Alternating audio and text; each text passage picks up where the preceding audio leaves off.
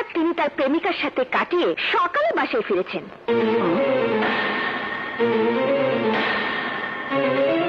কোথায় ছিলেন, কার সাথে ছিলেন, কি প্রমাণ আছে তার? আমি তো বলেছি উনি তার প্রেমিকার সাথে ছিলেন। বাট কে সেই প্রেমিকা? আমি সেই প্রেমিকা।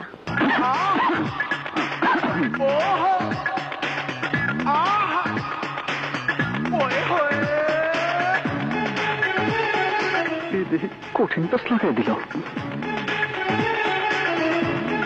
প্রমাণ হিসেবে আমি দাখিল করছি হোটেল পুরবীর রেজিস্টার খাতা।